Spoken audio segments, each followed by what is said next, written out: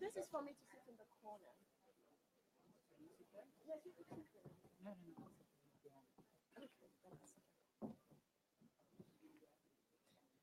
Good evening, ladies and gentlemen, and welcome to the closing ceremony for the 28th International Population Conference. It is on behalf of the IUSSP, Statistics South Africa, and the National Organizing Committee. It is indeed my pleasure to chair the closing ceremony. It has been an intensive 5 days of productive, insightful, and wonderful technical and social presentations and programs. We achieved a lot, and I'm very pleased to see that so many of you stayed behind to attend the closing ceremony. Without further ado, I would like to invite the Statistician General, Mr. Risenga Maluleke, to address us. The floor is yours, sir.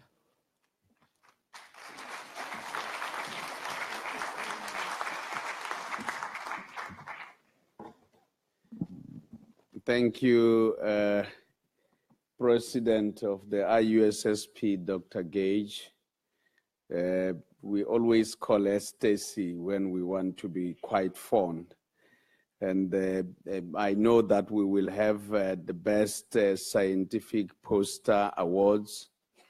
And let me note those. It's not my, I would want to mention the names, but I do not know how the protocols work. So I don't want to start talking about the names before the protocols are followed. But let me note those who will be dealing with such awards or receiving such awards. We have the Matei Dogen Foundation Award as well. Let me note those who will receive that. The Junior Demographer Award, and again, the incoming president, Tom Legrand. Distinguished guests, ladies and gentlemen, I'm aware we are all gathered here, including members of the International Organizing Committee as well as the local organizing committee. And we're gathered here after 5 days of a lot of work. And these 5 days of a lot of work will change the world. So it may emerge like we're just discussing about matters of populations just like that. But these days will change the world. The world will never be the same again after we have gathered here and shared our experiences and gotten people with expertise, sharing with those that want to benefit from them, and again, searching for further knowledge in matters of populations. I'm aware that there are a lot of young people, some of who are attending this conference for the first time. This conference, together with other international conferences, and those that we run in our respective countries, should form a basis for what the late and former Egyptian president Anwar Sadat called in search of identity. We should continue to search for identity in the space of knowledge, because only that will make the world a better place. We can just pause and look back and say, how was the world 2,000 years back without sharing of knowledge as much as we do today? We can look at how the world was about 500 years ago. Today is different. With a click of pressing a button on your phone, you can actually share a lot of information. But ours is not just sharing general information like, hi, how are you, good morning. It's about knowledge that will advance the need to want to have a better life for all. And again, the need through which we all relate as the world.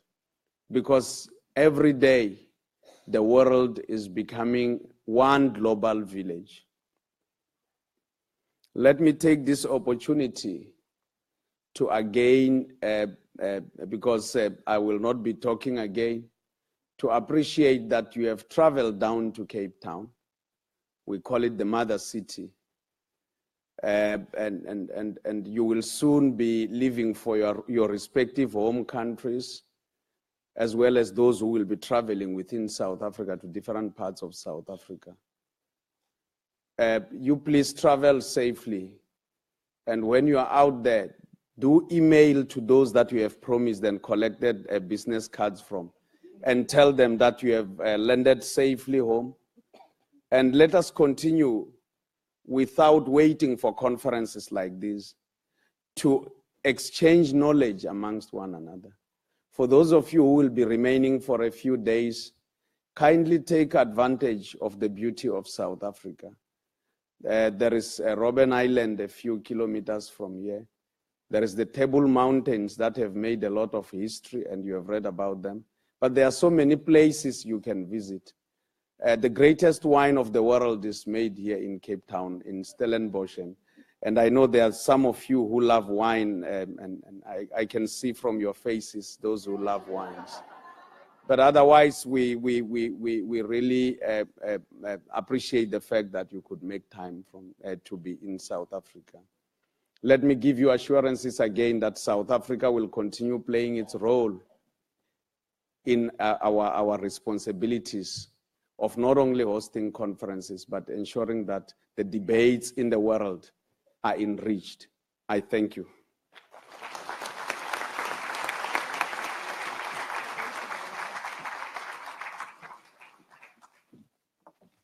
Thank you, Mr. Isenga Maluleke, Statistician General of the Republic of South Africa.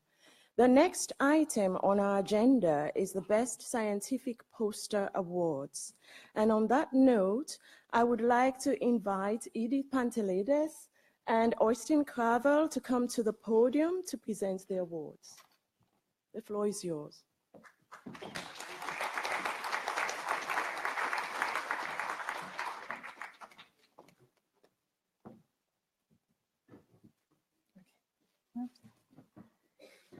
So we are going to give the prizes to the posters of every one of the 5 days that we were here. Oystein Kravlet and myself were in charge of organizing the evaluation of posters in order to decide on the best poster of each day of the conference. For that task, we had the invaluable help of 52 judges from all regions of the world. Theirs was a difficult task. Around 160 posters each day, a total of around 100 posters were reviewed in a first instance. Almost 90 were selected to be reviewed in a second time in order to decide on the best one of each day. We were careful to avoid conflicts of interest, and the posters written in French were judged by French speakers. The decision was always difficult given that even quality of the posters. We are deeply indebted to the 52 colleagues who gave their time for this important job. So, for Monday, okay, the best poster for Monday was gender differentials in concurrent relationships among youth in urban West Africa, evidence from Ouagadougou. I'm sorry if some of them.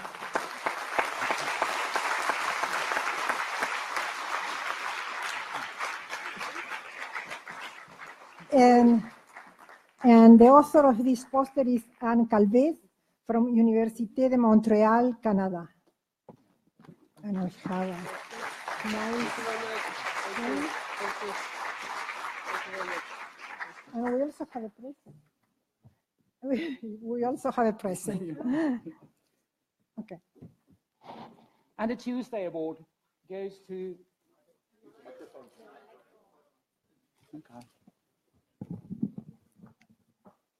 And the Tuesday Award goes to Maria Lara, Alejandra Lopez, Sabrina Rossi, Cecilia de Rosa, Maria Jose Doyenart, and Carmen Varela for a poster on maternity in adolescence and social inequality in Uruguay.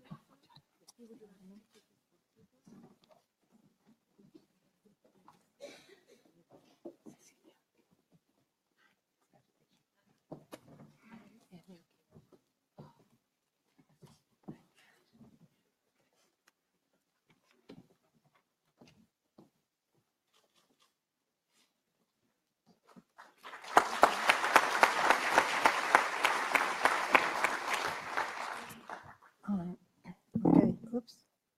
The Wednesday poster prize is for Urban Bias in Latin American Life Expectancy by Jenny Garcia of Université Paris 1, Panthéon Sorbonne.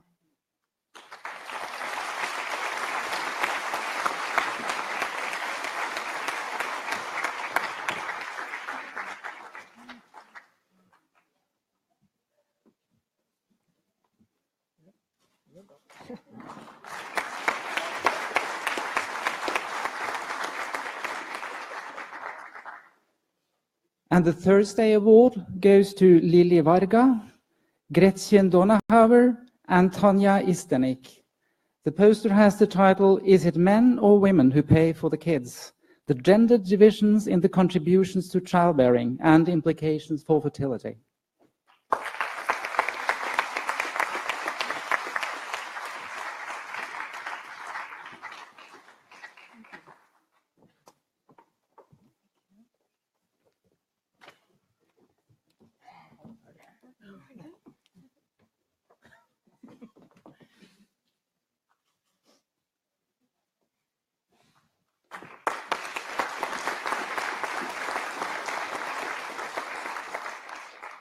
And the Friday Award was to verification of the reported age of centenarians in Thailand by Sutida Chawan Pramod Prasad Kul Patama Vapatanawong Rosalind Gray and Charapong Holum Yang.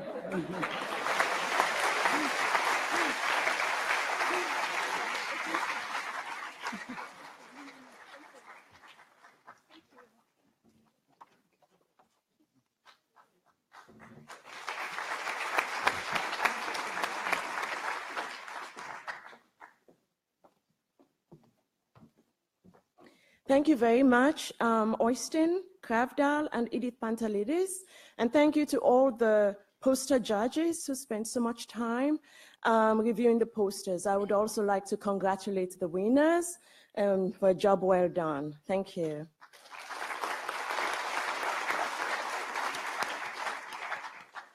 We have now come to one of the most interesting parts of the IUSSP International Population Conference's closing ceremony.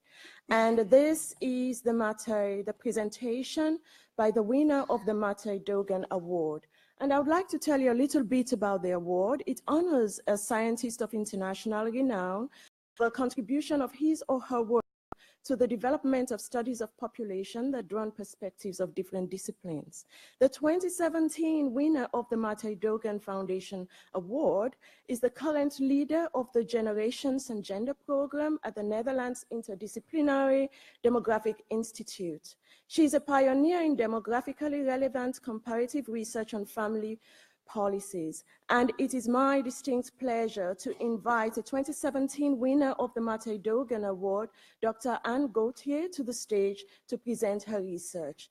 Anne, please come. The floor is yours.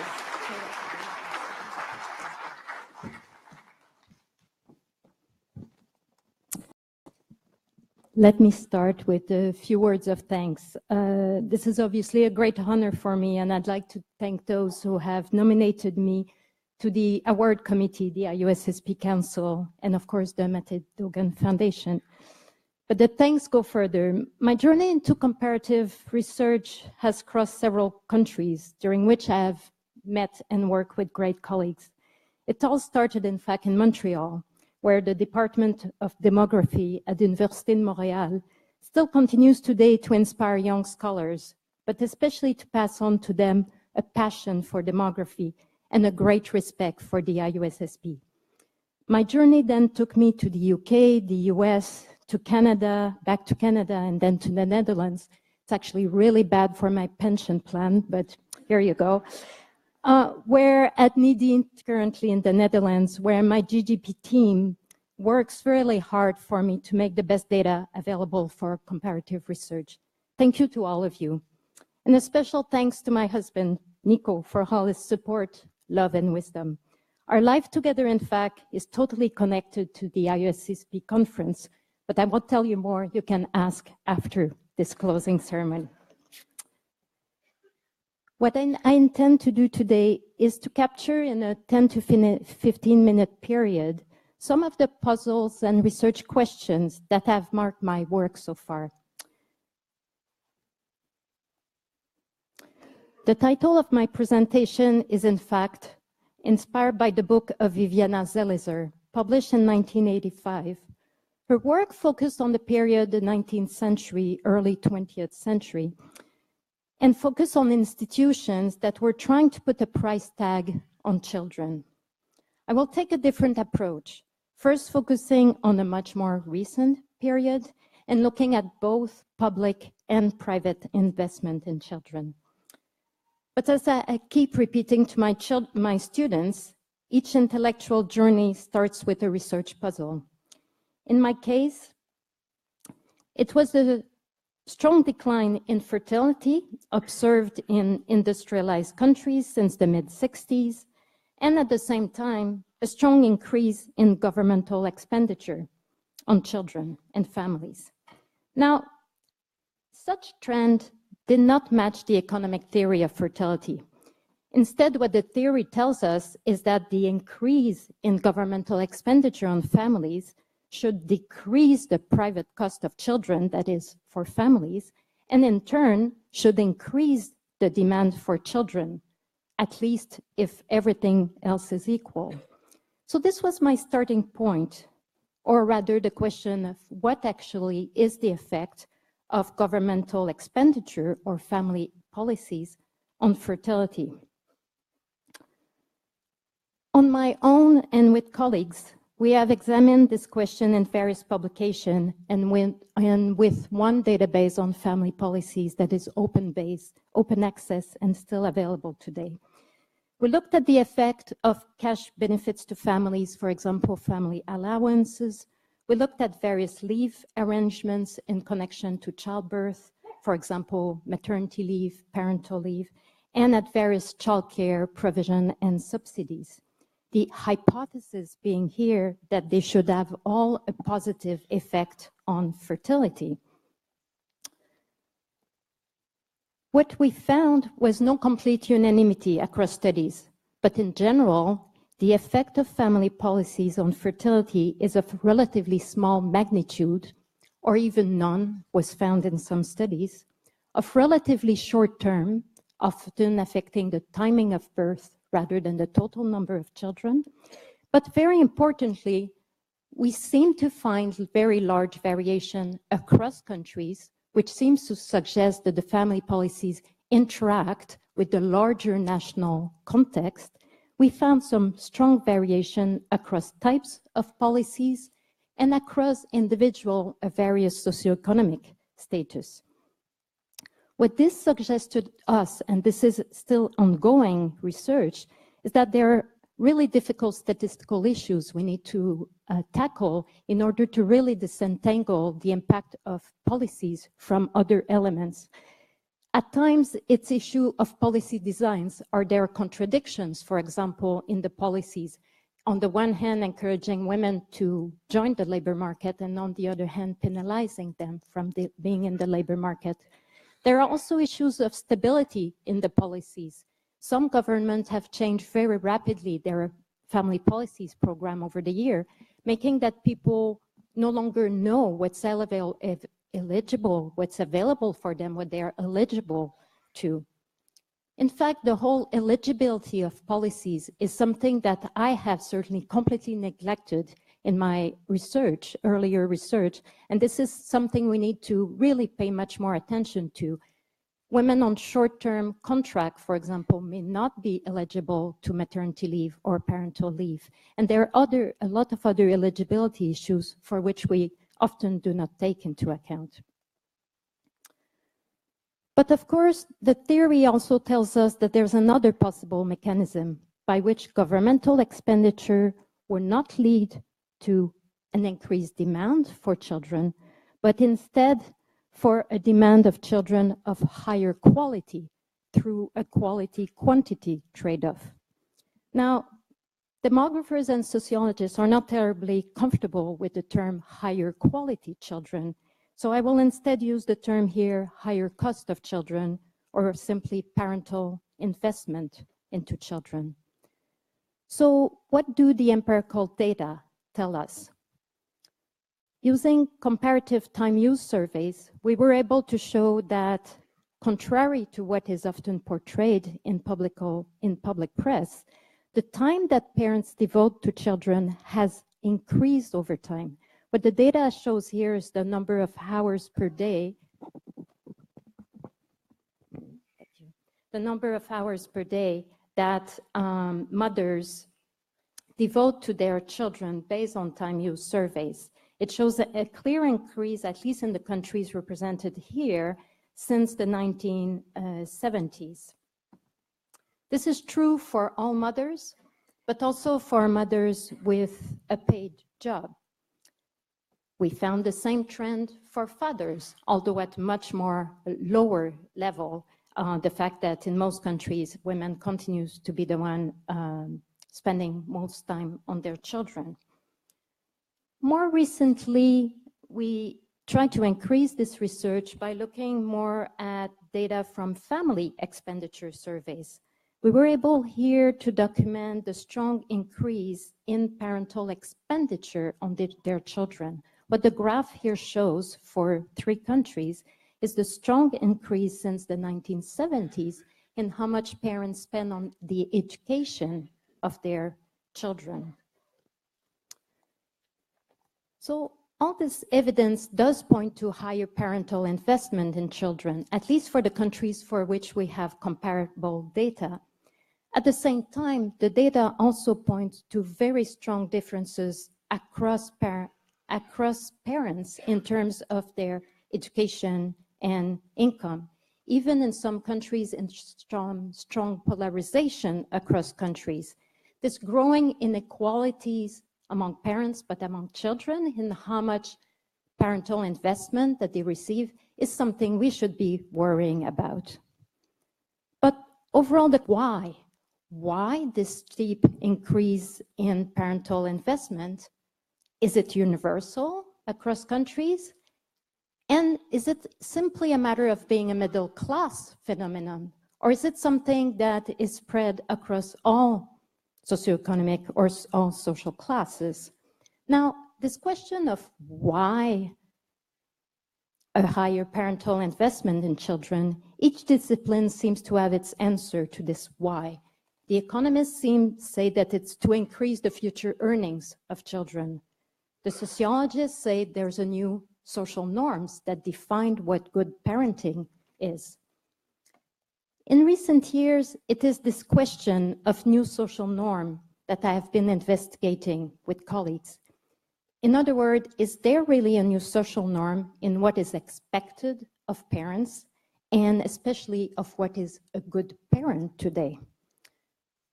Part of the answer comes from qualitative literature, especially the work of Sharon Hayes with her work published in 1996, in which she coined the term intensive mothering, which she defines as child-centered, expert-guided, emotionally absorbing, labor-intensive, and financially expensive.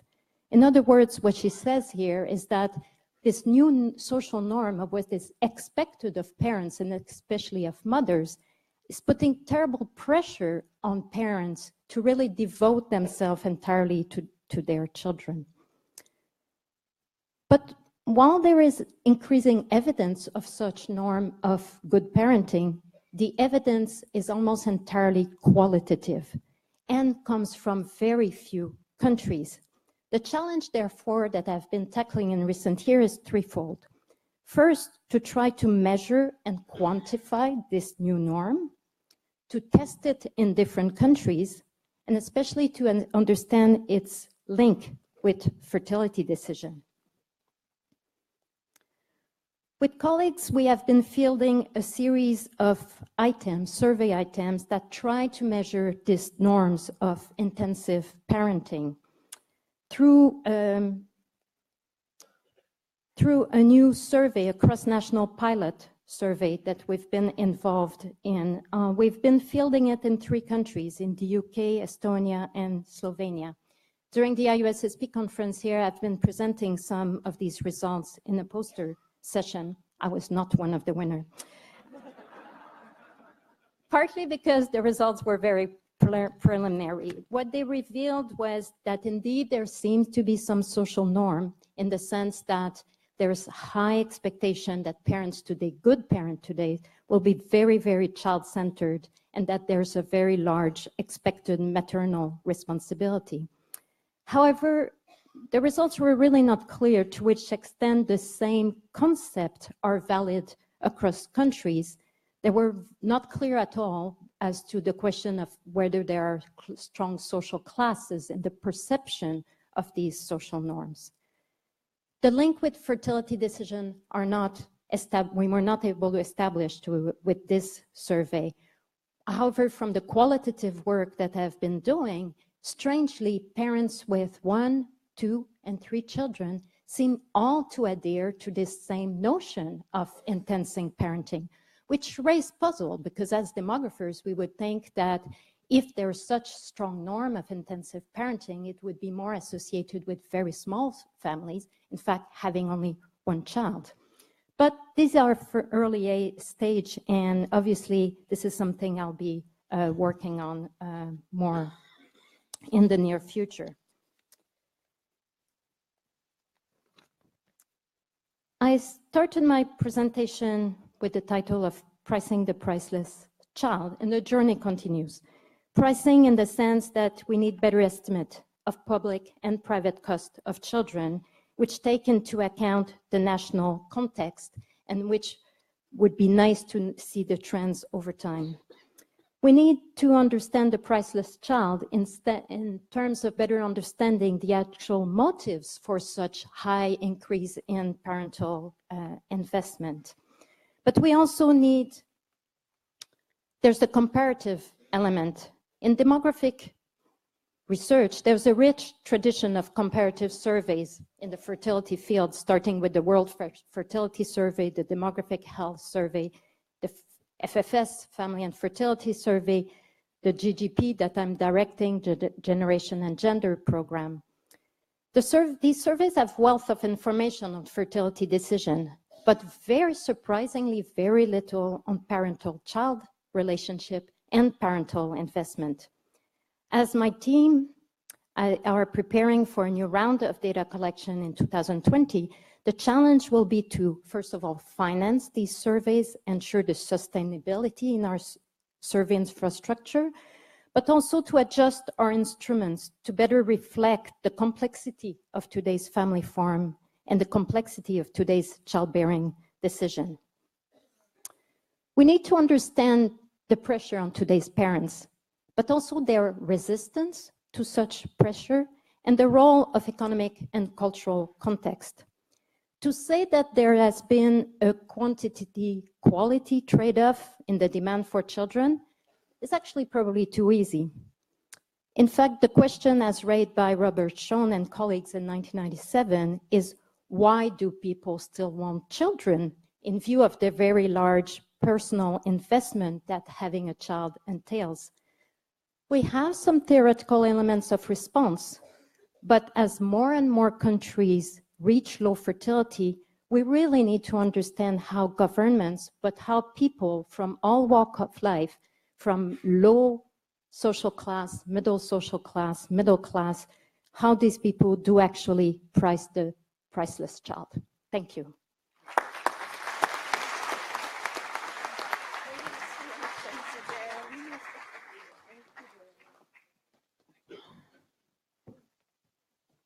Thank you very much, Anne, and congratulations again. It is customary in the IUSSP International Population Conference at the closing ceremony to invite a junior demographer to make a thank you speech. And at this juncture, I would like to invite Ms. Doha Hamoudeh to the stage.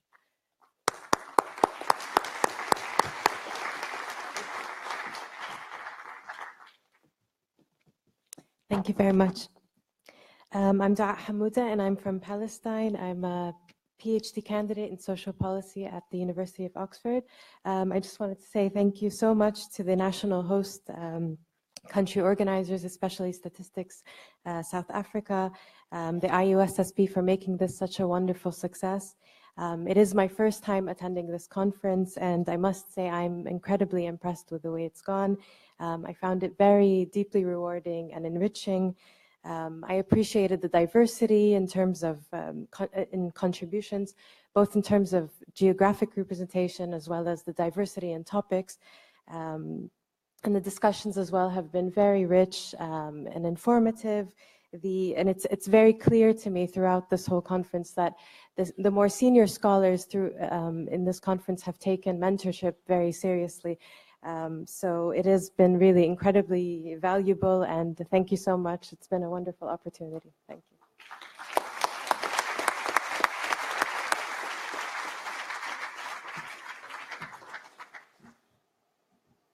Well, I hope that's not rain, but if it is, it's quite a warm welcome for the person you have been waiting for. And we've come to this point in the program where I would like to ask you to give a resounding round of applause to our incoming president, Tom Legrand.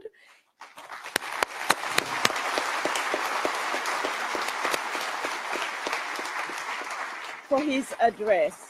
And before he starts, I just want to say that by the end of his term, Tom would be one of the longest serving members of the IUSSP. He's already done 12 years. He's got 4 to go and another 4. So please join me again in giving him a round of applause.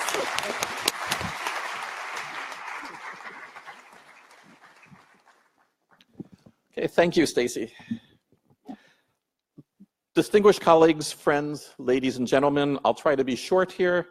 We've come to the end of a very intensive week of meetings, and we all deserve an evening off for fun here in one of the most beautiful cities in the world. It's a great honor for me to bring the 28th International Population Conference to a close. Over the past days, we've all heard many excellent research presentations, pondered the use of new types of data and methodological approaches, debated the policy implications of findings, found time to develop new research initiatives, seen old friends, and begun to make new friendships. In all, population researchers from 131 countries proposed nearly 4,600 presentations for the conference.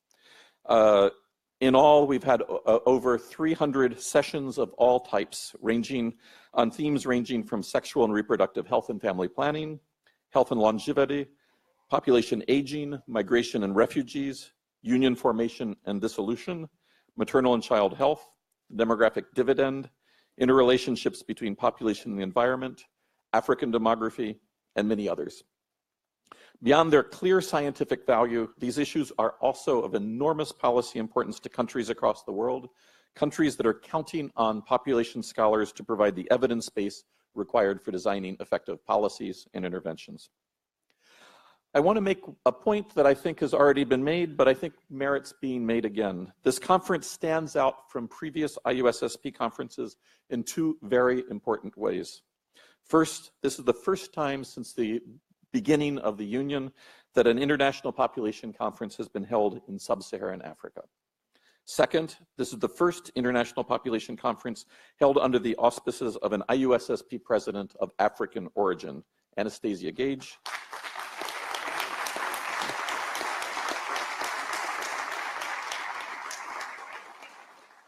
And it is also one of the rare instances that a woman has led the Union.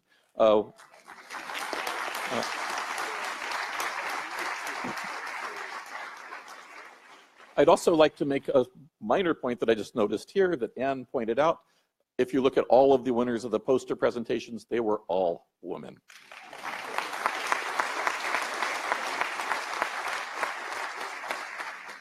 I think these facts serve to underline the fact that of the increasing importance of Africa and of African women and women throughout the world today.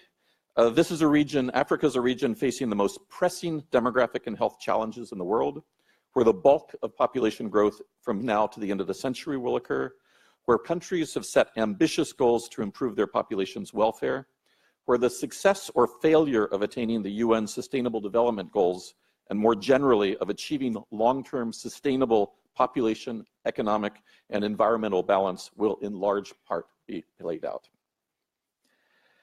The success of a conference is due to the work done by many individuals and by institutions who have supported, given financial support, efforts that are generally invisible when conferences go well, which is the case here. And it's worth coming back and thanking these people. I want to first recognize the very substantial contributions made by the South African government, Statistics South Africa, and the National Organizing Committee, led by outgoing statistician General Pali I can't say any, I'm going to destroy people's last names throughout this speech. Paddy Lehoshla. Paddy and his team have invested very long hours preparing this conference, designing the host country scientific sessions, and organizing the celebratory dinner that we enjoyed last night. Much of the success of this conference is due to their efforts. Many of the people at Statistics South Africa and the NOC have contributed to these efforts, and I hesitate to try and name them because I'm certainly going to forget people who played important roles and they're going to get mad at me. However, at the very least, I'd like to recognize the work of Calvin Molojuana and his colleagues, Temba, Diego, Miranda, Christine, and many others.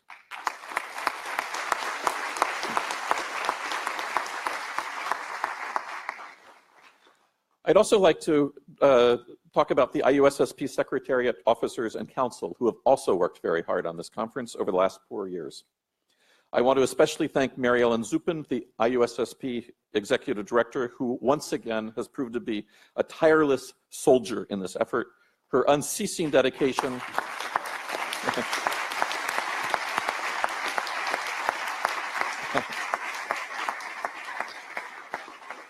I think the applause is well merited because many of you had interactions with her. Her unceasing dedication and long hours were essential to the success of this conference.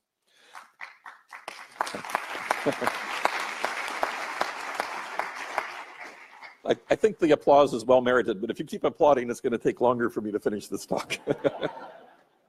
I also want to mention President Anastasia Gage and General Secretary and Treasurer France Mesley, who also spent an enormous amount of time and efforts to make this conference a success. Others who also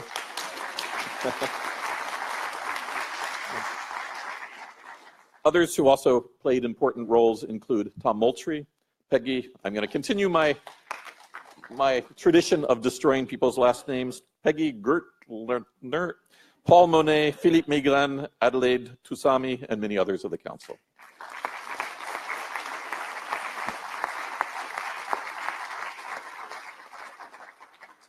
Holding an international conference is an expensive endeavor, especially when it is held in a beautiful conference center like this one, with simultaneous translation offered for most of the sessions, with travel grants provided for many demographers from low-income countries, and side meetings designed on cutting-edge technology and methods.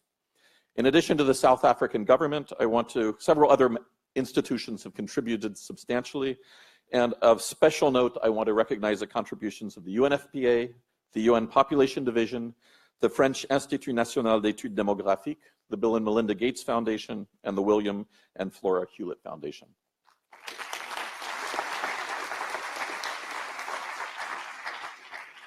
I'd like to spend a few minutes now describing what the Union has achieved over the past 4 years and where we hope to take the Union in the upcoming 4 years over the next Council's mandate. The most important scientific activities of the IUSSP are organizing and holding the International Population Conference here and supporting the activities of, the activities of roughly 20 IUSSP scientific panels and working groups, most of which are initiated by membership. Many of these panels have been quite active over the past years, holding international seminars, cyber seminars, at times training sessions, organizing meetings at major conferences and the such. However, several have found it very difficult to raise the funds required to function, and this problem does seem to be getting worse in recent years. The IUSSP has also made statements at the United Nations meetings, including the Commission of Population and Development and the Summit on Refugees and Migrants, and top IUSSP members have participated in expert group meetings at the UN Population Division.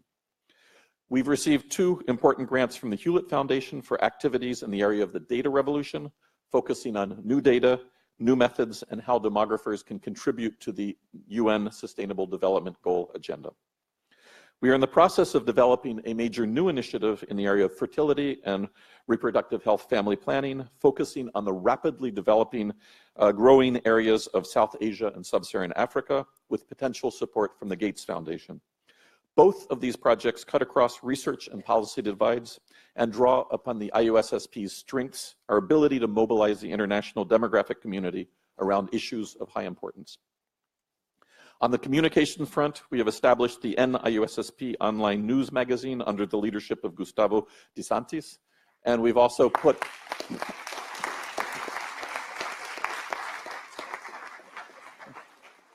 and we've renewed the IUSSP population, the bulletin of news.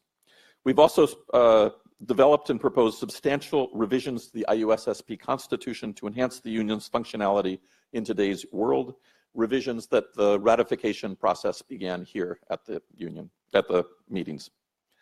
What I think is most important is the Council has initiated a process to modernize the Union, to strategically restructure our activities. Like many other scientific and professional associations, the IUSSP is operating in a new reality, for lack of a better word, dealing with rapidly evolving donor priorities focusing on fundamentally multidisciplinary issues, new issues of scientific and policy relevance that cut across the disciplines that I just mentioned, very rapid changes in the data ecosystem and research methods, and a stagnant or declining membership. We find that we are faced with 2 fundamentally distinct choices. The first choice is to deal with the situation we see, cutting costs, cutting budgets, and cutting activities, and focusing our efforts on our one signature event, the International Population Conference. Alternatively, we can aim to restructure our activities to better serve the international demographic research and policy communities in the hope that this will lead to sufficient funds to survive in the long term. This would include repositioning ourselves to attract new sources of revenue on issues of great policy importance, organizing mini conferences between the IPCs, the International Population Conference, using new technologies to better serve the membership, and generally reflecting on the place of demographic research and training in the 21st century. We'd also like to try and find ways to better integrate members on a voluntary basis into the activities of the Union. We've chosen to bet on the continued relevance of demography in the world today and to work to renew the IUSSP, the second of the 2 options. It cannot be stated too strongly, the IUSSP is your union. We are the World Association of Demographers and Population Scientists, and our strengths are grounded in the strengths of our members. We have set an ambitious agenda before us, one that was developed over the past 4 years and for which the incoming council will have the task of reviewing and implementing. I hope that I can call on the entire community of population scholars, all of you in the world, to participate in making this possible. I can assure you that the outgoing IUSSP Council has put their heart into this effort, and I think you can count on the incoming council to continue in these efforts. But we cannot succeed without your assistance, your involvement. The first very obvious request to you is the standard request, but it's important. Please remain members of the union, and please regularly pay your dues and encourage your colleagues and students to become members too. Having a vibrant membership and regular income is hugely important, but it also makes it much easier to attract funding from other donors also. Second, please volunteer to organize panels, participate in IUSSP seminars, encourage your national and regional associations to sponsor an IUSSP seminar, and more generally, let us know how we can serve you better.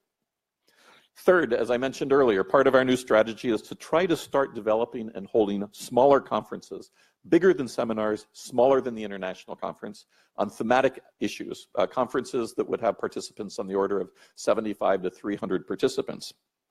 These events will need to be self-funded, either through external new sources of funding or through registration fees. If you have a brilliant idea of a conference that we should work on together and would like working under the aegis of the IUSSP or in partnership with the IUSSP, feel free to come and talk with us. We are looking for conferences and themes that we can do. Fourth, the IUSSP needs to develop mechanisms to allow members to become much more involved in IUSSP activities on a volunteer basis. This might occur through areas like writing policy briefs or IUSSP articles,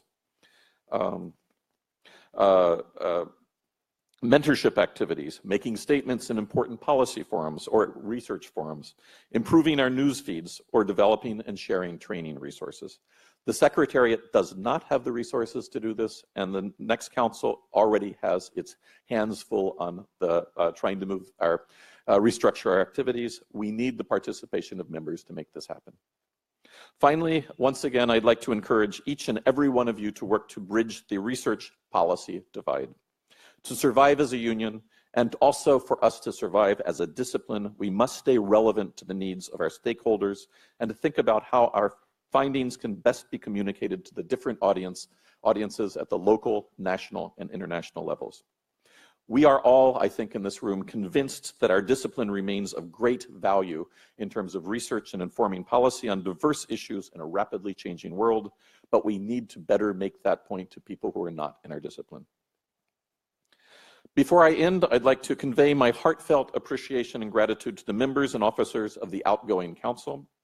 Tom Moultrie, Shuripong, once again I'm going to destroy the last names, Panping, Emily Grundy, Edith Pantalenas, David Lamb, Sajida Amin, Ann Biddlecom, Parfait Alundu Anyegi, Fatima Juarez, Oyston Kradval, along with the members of the Bureau, France Mesley, and Anastasia Gage.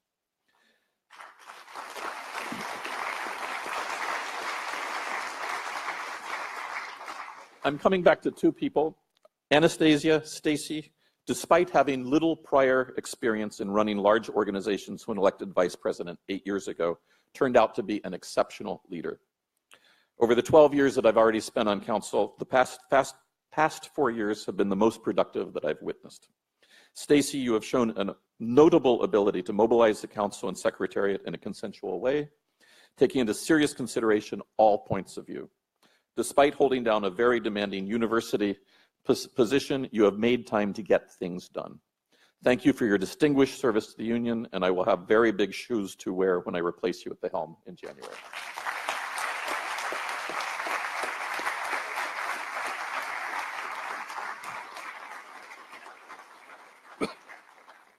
I also want to recognize the dedication and very long hours of work put in by France Mesley, who is sitting further back in the middle of the room.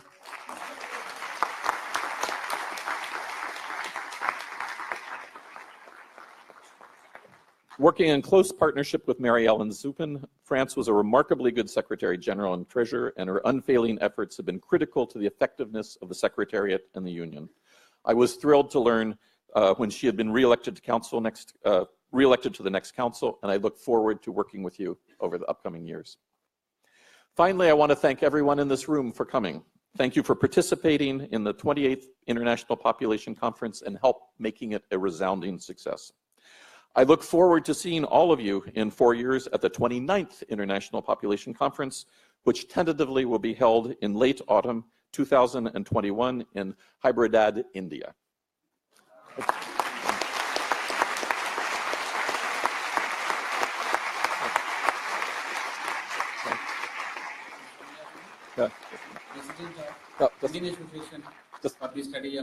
Just a minute, please.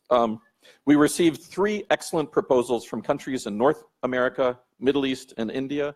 And after a great deal of discussion, the IUSSP Council has enthusiastically decided to work with the Indian team to organize an exceptional IPC, one that will coincide with the 50th anniversary of the founding of the Indian Association for the Study of Population. I'm finished with the pictures we're going to see and a brief statement that was recorded by Dr., once again I'm going to destroy a name, Somayajudlu, who is president of the Indian Association for the Study of Population. Thank you.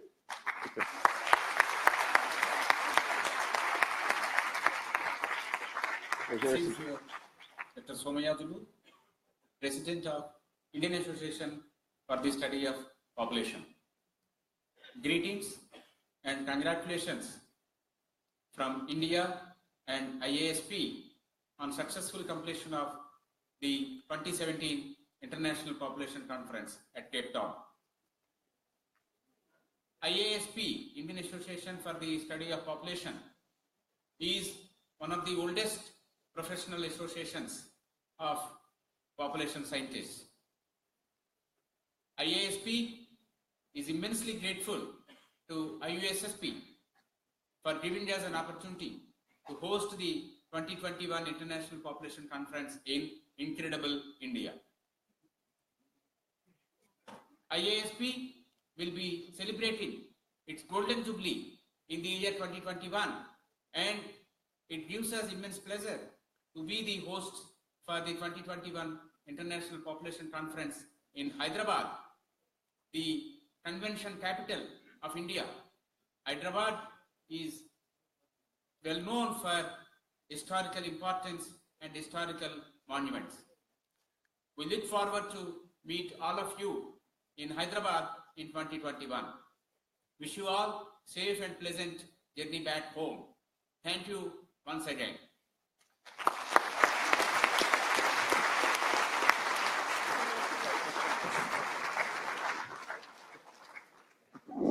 Ladies and gentlemen, we have now come to the end of the 28th International Population Conference.